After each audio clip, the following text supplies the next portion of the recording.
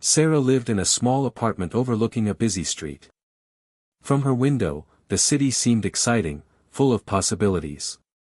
But inside, her life felt stagnant. She worked a dead-end job at a coffee shop, barely making enough to cover rent and groceries. Tom, her boyfriend of 2 years, was a good guy, a real sweetheart, but lately, he seemed distant, always preoccupied with work. They used to spend hours talking, laughing, sharing their dreams.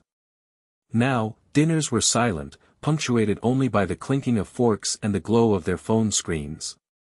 Sarah wasn't sure exactly when the idea popped into her head. It was like a dark seed that had been planted long ago, finally sprouting in the fertile ground of her dissatisfaction. She needed money, desperately, and she craved Tom's attention, the kind he used to shower her with. A terrible plan began to form: she would fake her own kidnapping. It was crazy, she knew. But the more she thought about it, the more it seemed like the only way out. She imagined Tom's frantic worry, the police searching for her, the outpouring of love and support. And, of course, the money.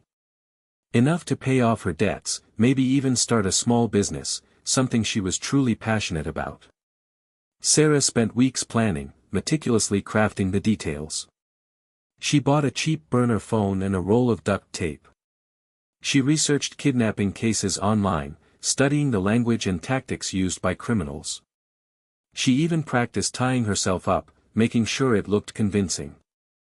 The guilt gnawed at her, a constant, dull ache in her chest. She knew she was hurting Tom, betraying his trust in the worst possible way. But she told herself it was temporary, a necessary evil. Once she had the money, she would return, unharmed and grateful. They would be closer than ever, bound by the shared trauma. It was a twisted fantasy, but it was the only thing keeping her going. She knew Tom had been saving up for a new gaming computer, a powerful machine he had been dreaming about for months. He had shown her countless videos and articles about it, explaining the intricate details with childlike enthusiasm. Sarah hated herself for what she was about to do, but the allure of financial freedom and renewed affection was too strong to resist. She told herself that she would return the money eventually, maybe even surprise him with an even better computer. She was lying to herself, of course. She was sinking deeper and deeper into a web of deceit, and there was no turning back. The first text message was ready to be sent. The burner phone felt cold and foreign in her hand. It was a cheap, prepaid model she had bought from a corner store, the kind criminals used in movies. Sarah took a deep breath, trying to calm her racing heart. This was it. There was no turning back now. She typed the message slowly, deliberately, using the awkward keypad of the burner phone. "Help me. I'm in trouble." She added no other details, wanting to create a sense of urgency and mystery. She paused, her finger hovering over the send button. Doubts flooded her mind. What if Tom didn't believe her? What if the police caught her? What if she ruined everything? But then she remembered the stack of unpaid bills on her kitchen counter, the constant feeling of inadequacy, the way Tom's eyes glazed over when she tried to talk to him.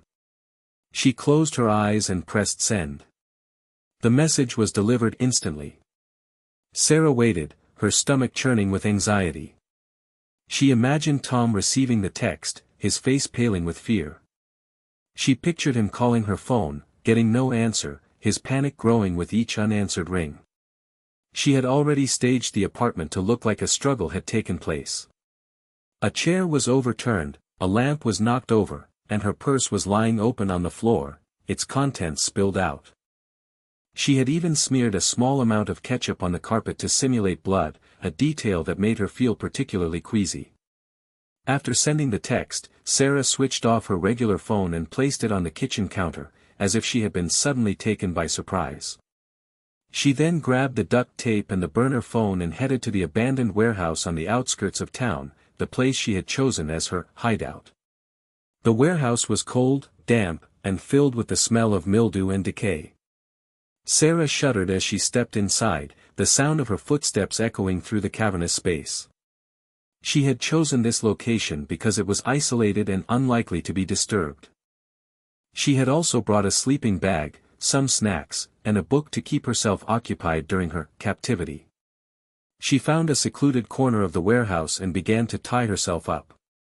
She bound her wrists and ankles with duct tape, making sure it was tight enough to look convincing but not so tight that it would cut off her circulation.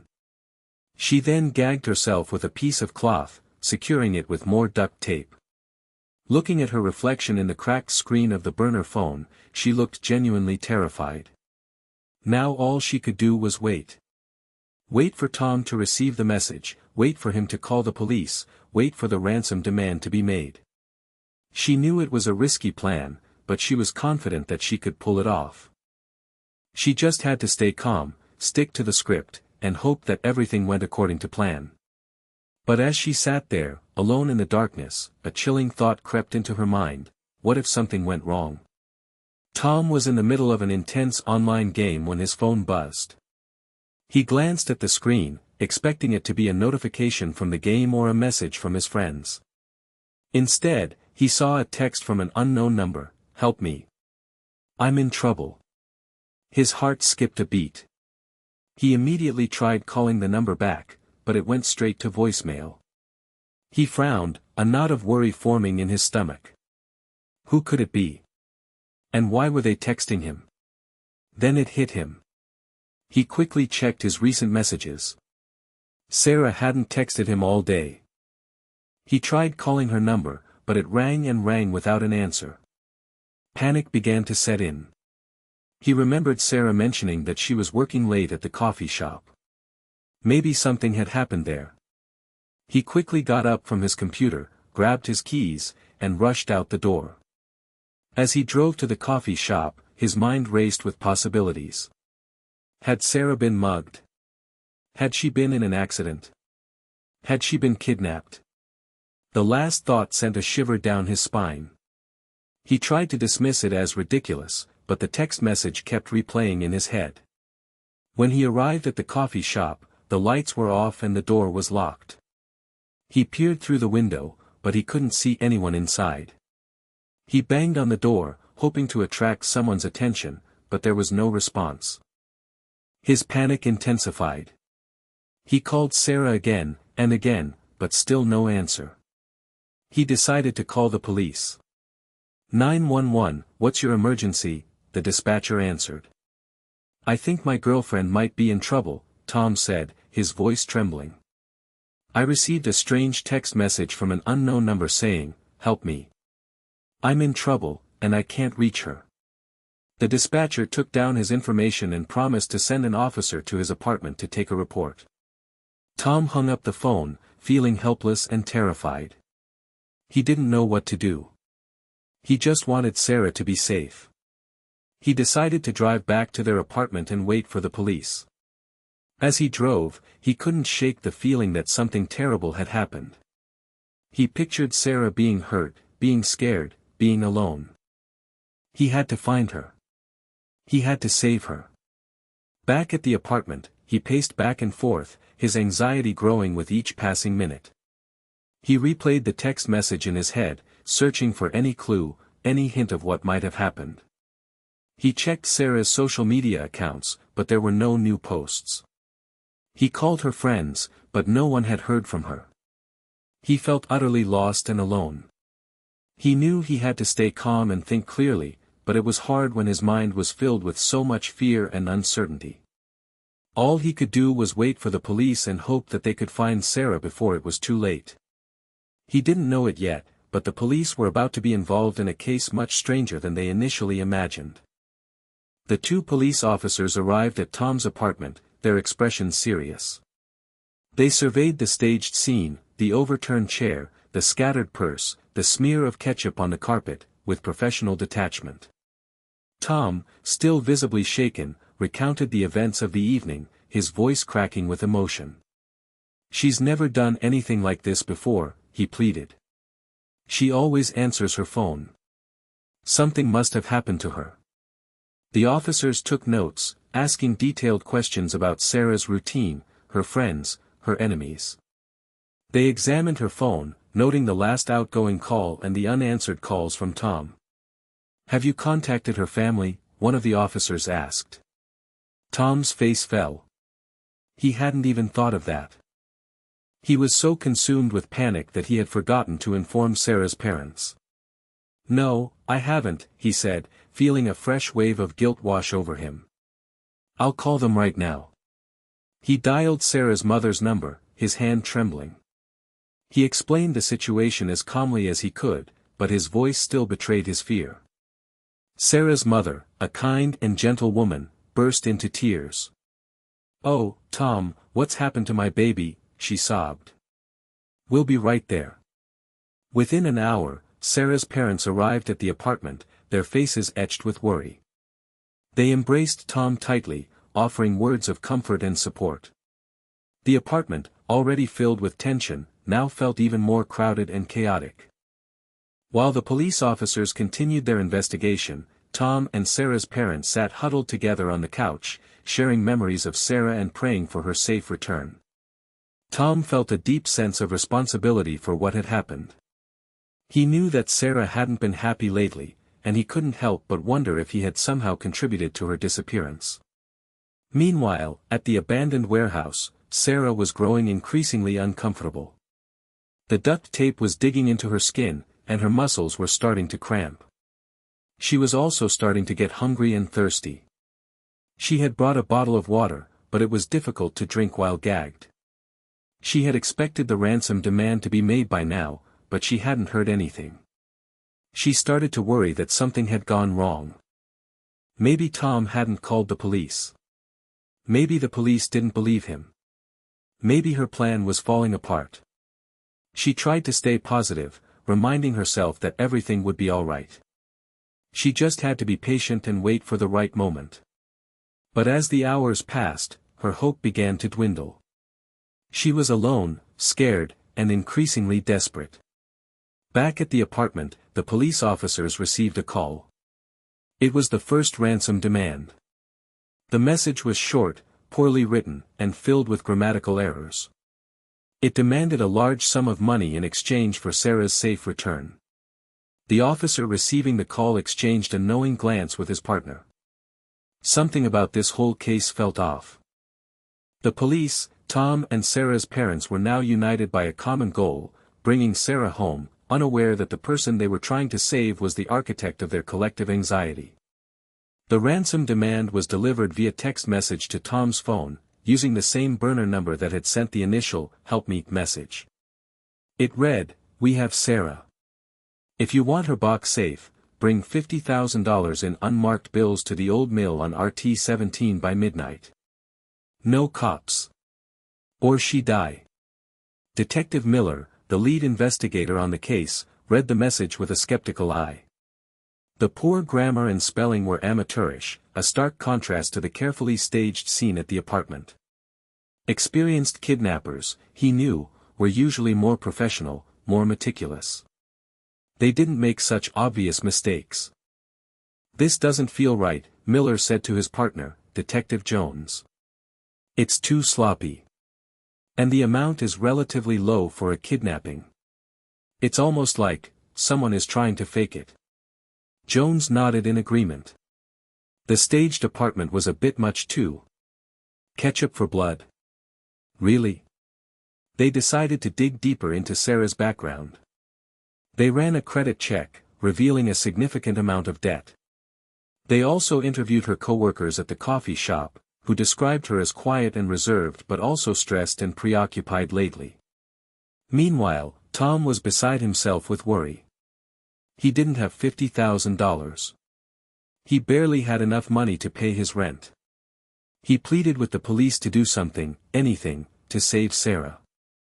"We're doing everything we can, Mr. Miller," Detective Miller assured him, using the wrong last name, a sign of his wandering focus. "But we need you to stay calm and trust us. We can't risk doing anything that might put Sarah in danger." Tom felt helpless, trapped in a nightmare he couldn't escape. He wanted to go to the old mill, to confront the kidnappers himself, but he knew that would be reckless and foolish. He had to trust the police, even though he had a nagging feeling that they weren't taking the situation seriously enough. While the police continued their investigation, Tom decided to look for any clues Sarah might have left behind. He started by searching her phone, hoping to find a message or a call that could shed some light on her disappearance. He scrolled through her text messages, her emails, her social media accounts.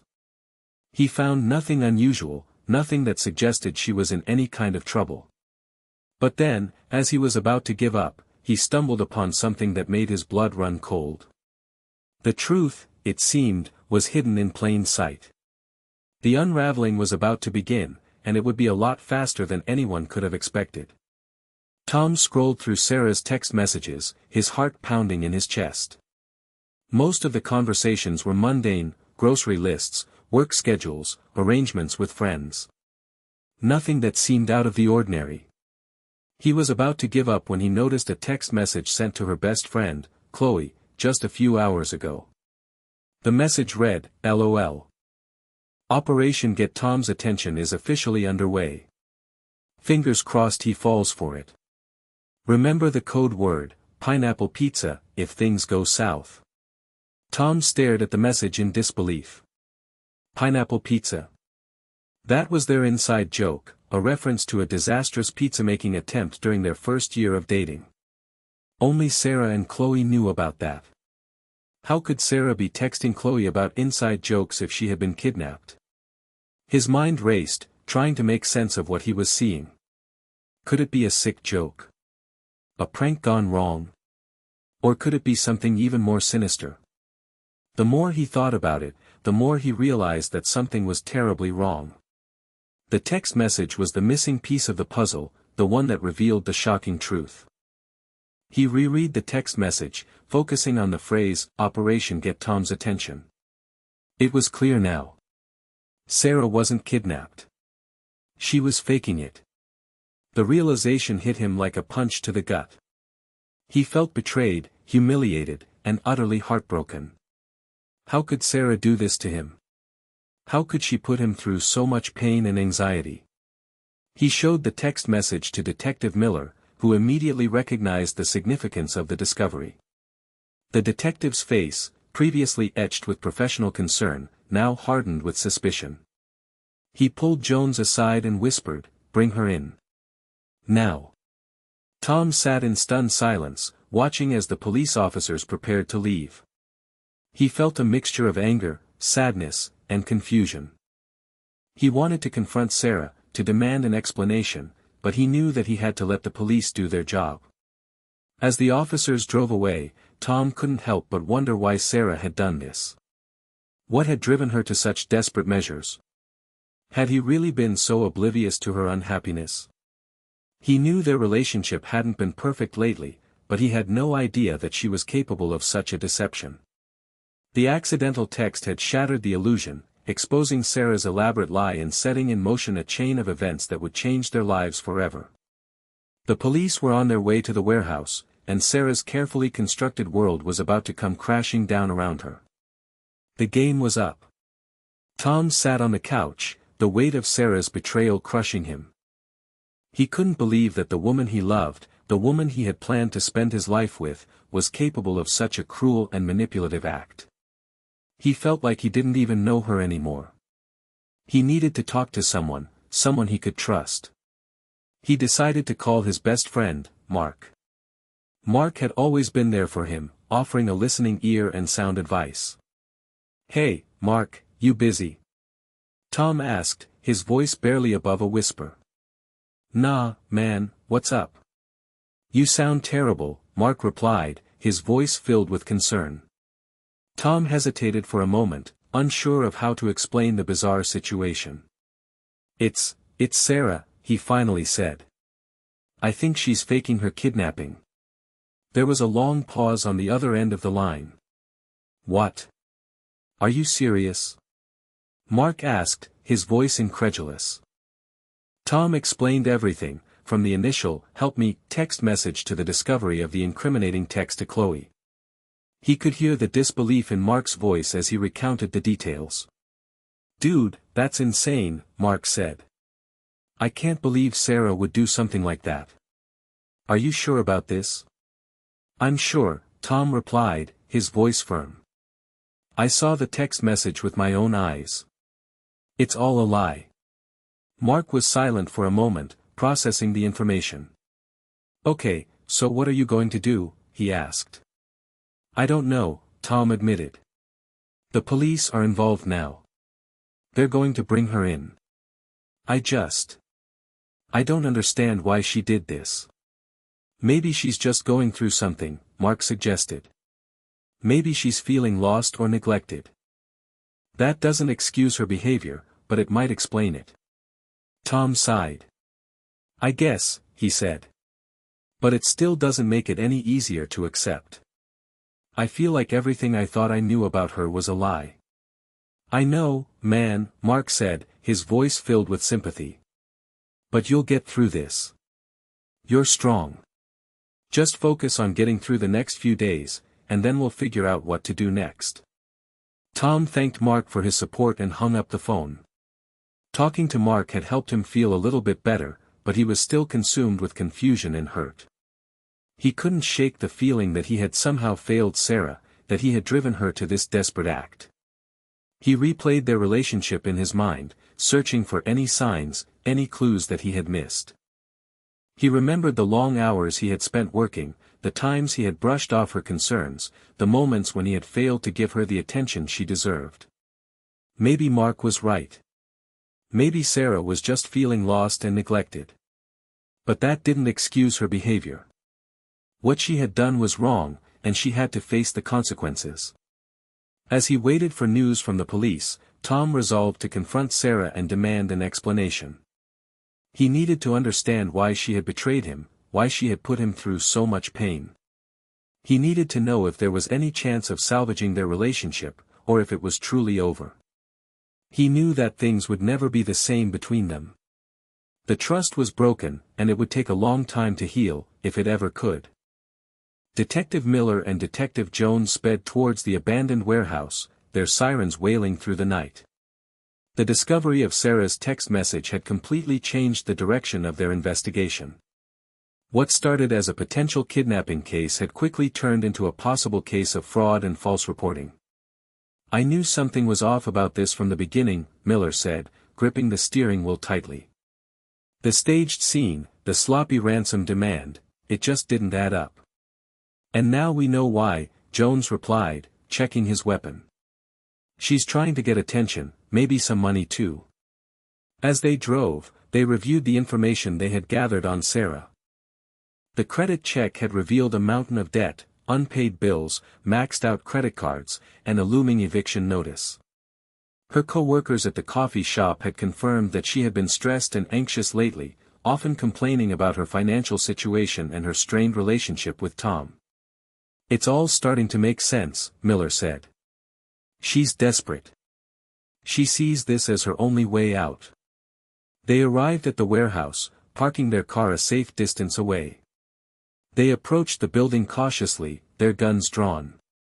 The warehouse was dark and silent, the only sound the wind whistling through the broken windows. Police! Open up! Miller shouted, his voice echoing through the cavernous space. There was no response. They carefully entered the warehouse, their flashlights cutting through the darkness. The air was thick with the smell of mildew and decay. They moved slowly and deliberately, checking every corner, every shadow. They found Sarah tied up in a secluded corner of the warehouse, just as she had planned. She was gagged and bound with duct tape, her eyes wide with fear. It's okay, we're here to help you, Miller said, approaching her cautiously. He quickly cut the duct tape from her mouth and wrists. Sarah gasped for air, her body trembling. Thank God you're here, she said, her voice weak and raspy.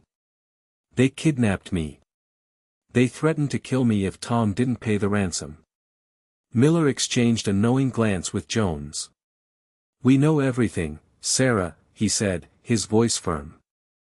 We know this is all a lie. Sarah's eyes widened in disbelief. What are you talking about? She stammered. I'm telling you the truth. "We found the text message you sent to your friend Chloe," Miller said. "The one about Operation Get Tom's Attention." "It's over, Sarah. The game is up." Sarah's face crumpled. She knew she had been caught. There was no point in denying it any longer. The police were about to unravel everything, and there was nothing she could do to stop them. Her carefully constructed fantasy had turned into a nightmare, and she was about to face the consequences of her actions. The investigation was reaching its climax, and Sarah's world was about to fall apart.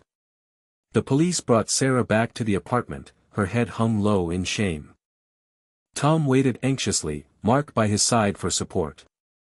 He knew this confrontation would be difficult, but he needed to hear Sarah's explanation, no matter how painful it might be.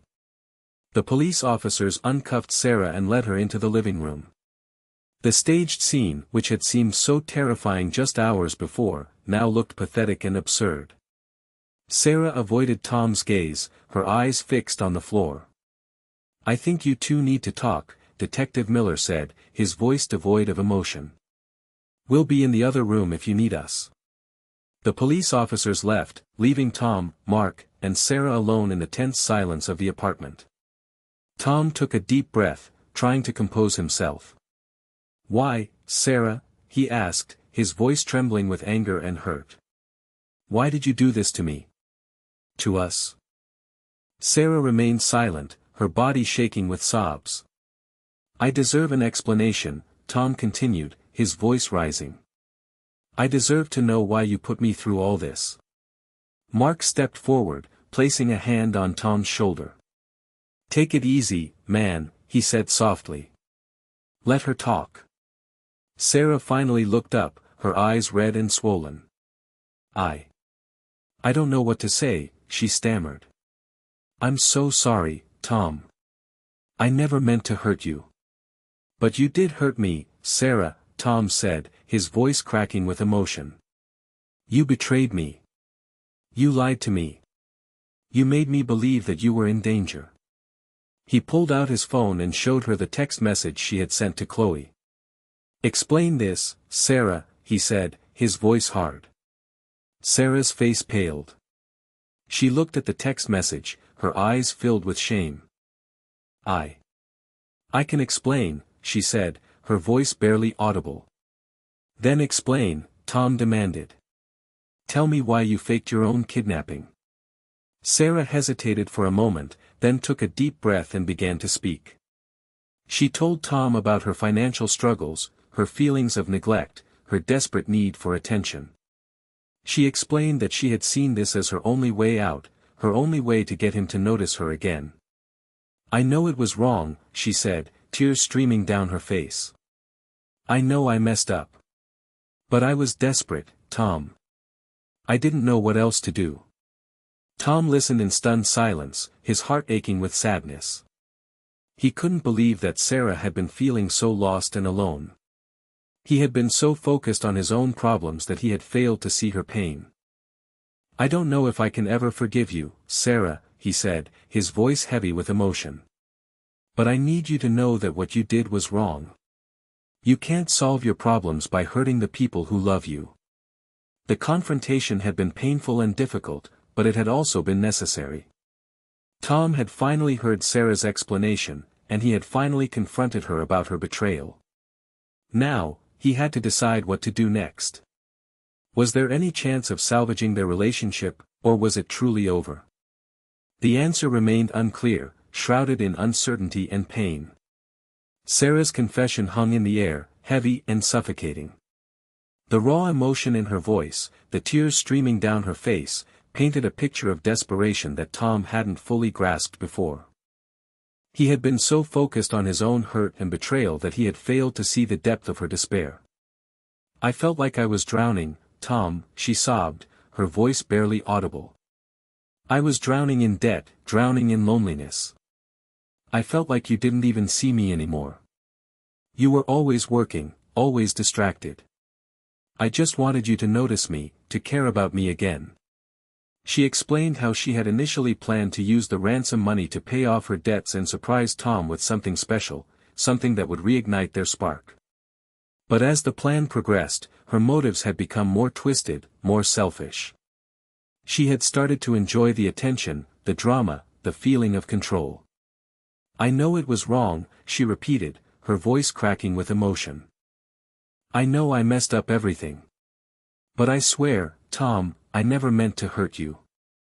I just wanted things to go back to the way they used to be." Tom stared at her, his mind reeling. He wanted to believe her, to forgive her, but the betrayal was too deep, the damage too severe. He couldn't reconcile the woman he loved with the woman who had orchestrated this elaborate deception. "I don't know what to say, Sarah," he said, his voice heavy with sadness. "I don't know if I can ever forgive you. You've broken my trust, and I don't know how to get it back." He turned to Mark, seeking guidance, support. Mark placed a comforting hand on his shoulder, offering a silent gesture of understanding. Just then, Detective Miller and Detective Jones re-entered the living room. They had heard enough. "Sarah Miller, you're under arrest for filing a false police report, fraud, and conspiracy to commit extortion," Detective Miller said, his voice firm and unwavering. He placed Sarah in handcuffs, her face crumpling in despair. She didn't resist, accepting her fate with a mixture of resignation and regret. As the police led Sarah out of the apartment, she turned to Tom, her eyes filled with tears. "I'm so sorry, Tom," she whispered. "I'll always love you." Tom watched her go, his heart aching with a complex mix of emotions. He felt anger, sadness, confusion, and a lingering trace of love. He knew that their relationship was likely over, but he couldn't help but feel a sense of compassion for the woman he had once loved. The police car pulled away, its sirens fading into the night. Tom was left alone in the apartment, surrounded by the remnants of Sarah's shattered fantasy. The truth had been revealed, the confession had been made, and the consequences were about to unfold. The next chapter of his life was about to begin, a chapter filled with uncertainty, pain, and the daunting task of rebuilding his life without Sarah. The love he thought he knew was a lie. The silence that followed Sarah's arrest was deafening. Mark squeezed Tom's shoulder in a gesture of support, but Tom felt numb, detached from the reality of the situation. He wandered around the apartment, his gaze lingering on the remnants of their shared life, the photos on the wall, the books on the shelf, the half-finished painting on the easel. Each object served as a painful reminder of what he had lost, of the future that would never be. He felt a surge of anger toward Sarah, a burning resentment for the pain and humiliation she had inflicted upon him. How could she have been so selfish, so reckless? How could she have jeopardized their relationship, their future, for the sake of money and attention? He also felt a deep sense of sadness, a profound grief for the loss of the woman he had loved. He had seen a glimpse of her desperation, her pain, during her confession, but it didn't excuse her actions. He couldn't forgive her for what she had done. The police officers returned, their faces grim. They needed Tom to sign some papers, to provide a statement. He went through the motions mechanically, his mind still reeling from the events of the evening. "We're sorry for your trouble, Mr. Miller," Detective Miller said, his voice surprisingly gentle. "We know this must be difficult for you." Tom simply nodded, unable to speak. The police officers left, leaving Tom and Mark alone in the apartment once again. Mark tried to offer words of comfort, but Tom couldn't bring himself to respond. He was too overwhelmed by emotion, too consumed by grief. "I think I need to be alone for a while, Mark," he said, his voice hoarse. "Okay, man," Mark replied. "But promise me you'll call if you need anything. Anything at all." Tom nodded, and Mark left the apartment, leaving Tom to grapple with his emotions in solitude. He spent the rest of the night pacing back and forth, replaying the events of the evening in his mind. He couldn't sleep, couldn't eat, couldn't find any peace. He felt like his world had been turned upside down, that everything he had believed in was a lie. He thought about Sarah, about her financial struggles, about her feelings of neglect. He wondered if he could have done something differently, if he could have prevented her from making such a terrible decision. But he knew that he couldn't blame himself for her actions. Sarah was responsible for her own choices, and she had to face the consequences. As the sun began to rise, casting a pale light through the windows, Tom felt a glimmer of hope amidst the darkness. He knew that the road ahead would be long and difficult, but he was determined to rebuild his life, to move on from this painful chapter. He would never forget Sarah, but he couldn't let her betrayal define him. He would find a way to heal, to forgive, and to find happiness again. The heartbreak was deep, but not insurmountable. The anger would fade, but the lessons learned would remain. He would emerge from this experience stronger, wiser, and more resilient than ever before. The long road to recovery had begun. Sarah sat in a cold, sterile jail cell, the reality of her situation crashing down upon her. The initial shock and adrenaline had worn off, replaced by a crushing wave of shame and regret. She replayed the events of the past few days in her mind, each moment a painful reminder of her terrible choices. She thought about Tom, about the pain she had caused him. She imagined his face, his eyes filled with confusion and betrayal. She knew that she had lost him, perhaps forever. The thought was almost unbearable. She also thought about her parents, about the disappointment and embarrassment she had brought upon them. They had always been so proud of her, so supportive of her dreams. Now, she had tarnished their reputation, shattered their trust. She spent the next few days in a daze, barely eating or sleeping. She was interviewed by the police, by her lawyer, by a psychiatrist. She answered their questions mechanically, her voice devoid of emotion. She was eventually charged with multiple felonies, including filing a false police report, fraud, and conspiracy to commit extortion. Her lawyer advised her to plead guilty, to accept responsibility for her actions. He warned her that if she went to trial, she could face a lengthy prison sentence. Sarah followed her lawyer's advice. She pleaded guilty, her voice trembling as she admitted her crimes. She apologized to Tom, to her parents, to the police, to the community. She expressed her remorse, her regret, her deep sorrow for the pain she had caused. The judge sentenced her to 5 years of probation and ordered her to pay restitution to the city for the cost of the investigation. She was also ordered to undergo psychiatric counseling. As she walked out of the courthouse, surrounded by reporters and photographers, she felt a wave of shame wash over her. She had become a pariah, a social outcast. Her life was in ruins. She moved back in with her parents, who, despite their disappointment, offered her unconditional love and support. She started attending therapy, working to understand the root causes of her behavior. She realized that her desperation for attention and money had stemmed from deep-seated insecurities and a fear of failure. She also realized that she had to take responsibility for her actions, that she couldn't blame Tom or her parents for her choices. She had to learn to forgive herself, to move on from her past, and to build a new life based on honesty and integrity. It was a long and difficult process, but Sarah was determined to change, to become a better person. She knew that she had a lot of work to do, but she was willing to do it. She owed it to herself, to her family, and to Tom, to make amends for her mistakes and to prove that she was capable of redemption. The road to recovery was paved with remorse, but she knew she had to walk it. The price of her actions was steep, but perhaps, in time, she could begin to repay the debt. The weeks that followed were a blur for Tom. He struggled to sleep, haunted by nightmares of Sarah's staged kidnapping. He found it difficult to concentrate at work, his mind constantly drifting back to the events of that fateful night. He felt a constant ache in his chest, a dull reminder of the love he had lost. He leaned heavily on his friends and family for support. Mark was a constant presence, offering a listening ear and a shoulder to cry on. Tom's parents were also incredibly supportive, offering words of encouragement and reminding him of his strength and resilience. He started attending therapy, working to process his emotions and to understand the reasons behind Sarah's betrayal. His therapist helped him to identify the patterns of communication that had contributed to the breakdown of their relationship. He realized that he had been so focused on his own needs and desires that he had failed to recognize Sarah's pain and insecurities. He learned a valuable lesson about the importance of trust and communication in relationships. He realized that honesty, openness, and empathy were essential for building a strong and lasting bond.